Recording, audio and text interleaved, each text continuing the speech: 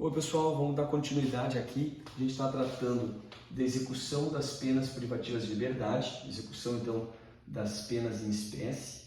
No encontro passado aí a gente falou sobre a sanção penal como gênero, de que são espécies pena e medida de segurança. Falamos também do reclusão, penas privativas de liberdade, reclusão, detenção e prisão simples. E agora vamos entrar nesse assunto bem importante, guia de recolhimento.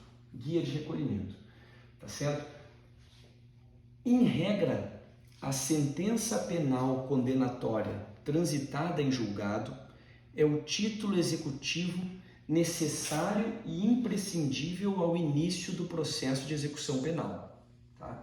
Então, a sentença penal condenatória transitada em julgado e recorrível, sentença penal condenatória de que não caiba mais recurso, é o título executivo necessário e imprescindível ao início do processo de execução penal.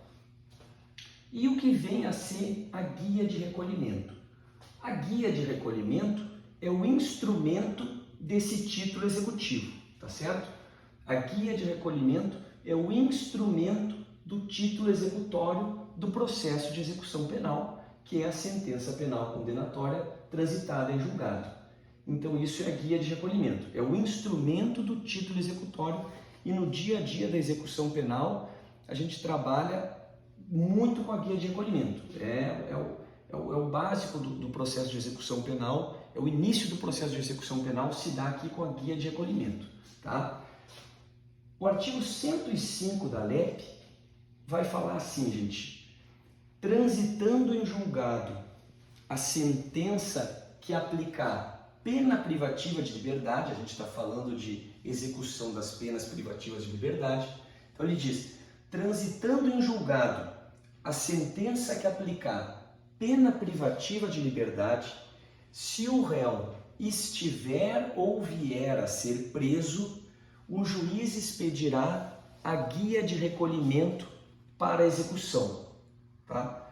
Então, transitando em julgado a sentença condenatória que aplicar PPL, se o réu estiver ou vier a ser preso, o juiz expedirá a guia de recolhimento para execução. Quais são, então, os requisitos para a expedição da guia de recolhimento? A gente extrai isso do próprio artigo 105. O primeiro requisito é o trânsito em julgado da sentença condenatória.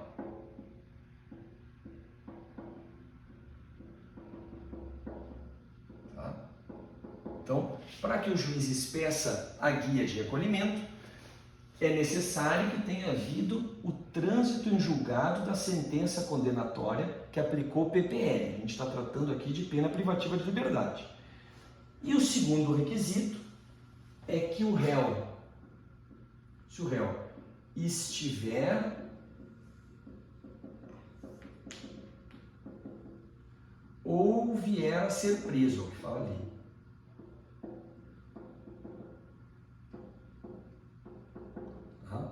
Então, réu preso ou que venha a ser preso.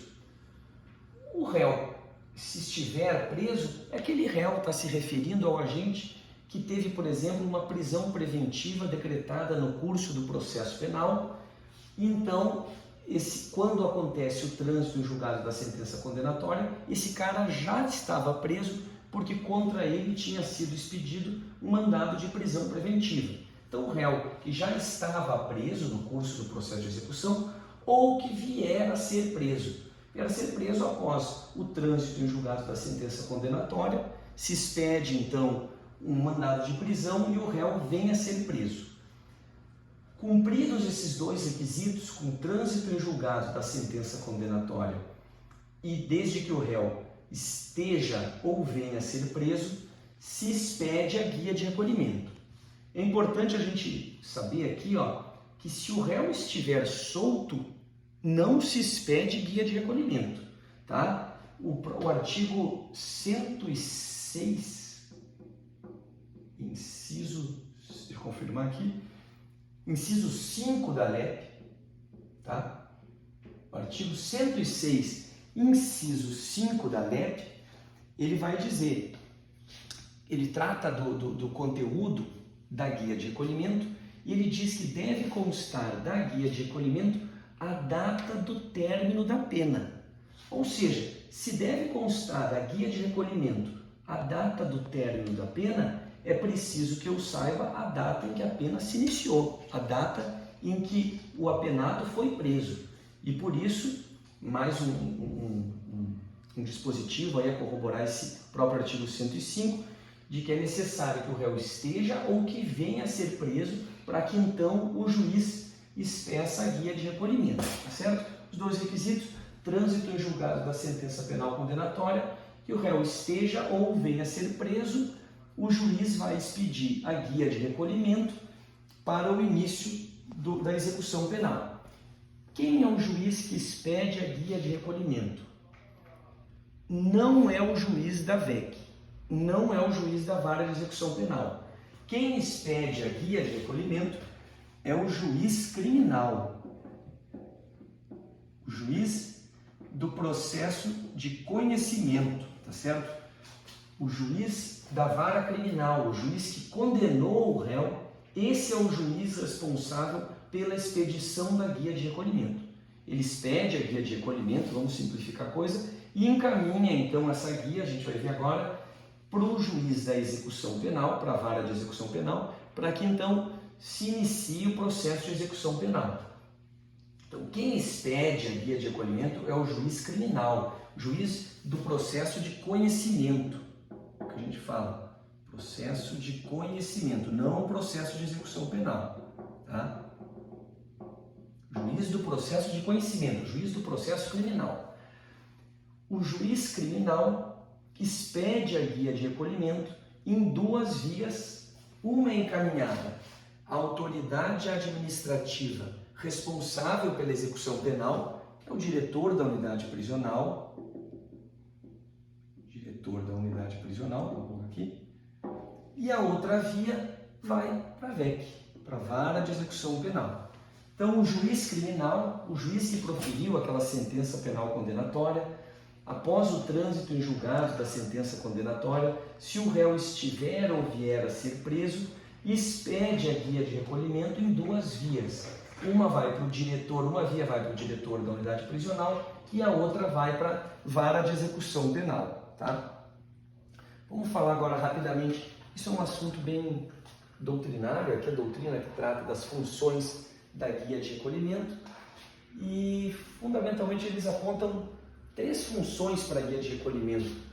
A primeira função se confunde com o próprio conceito dela, a definição. A guia de recolhimento é um instrumento do título executório.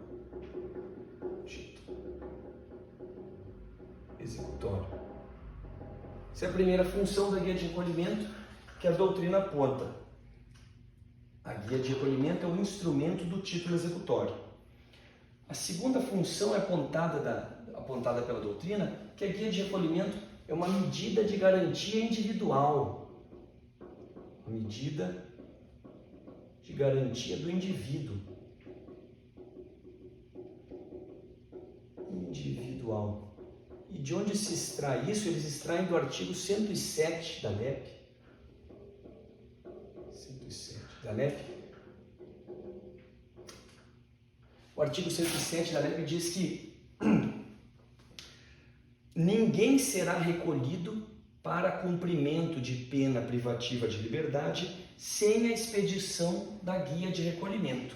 Então, por isso que se fala que a guia de recolhimento é também uma medida de garantia individual.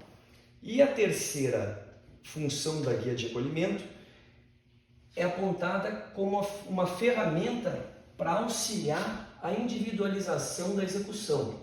A guia de recolhimento é uma ferramenta de auxílio à individualização da execução. Individualização da execução, tá?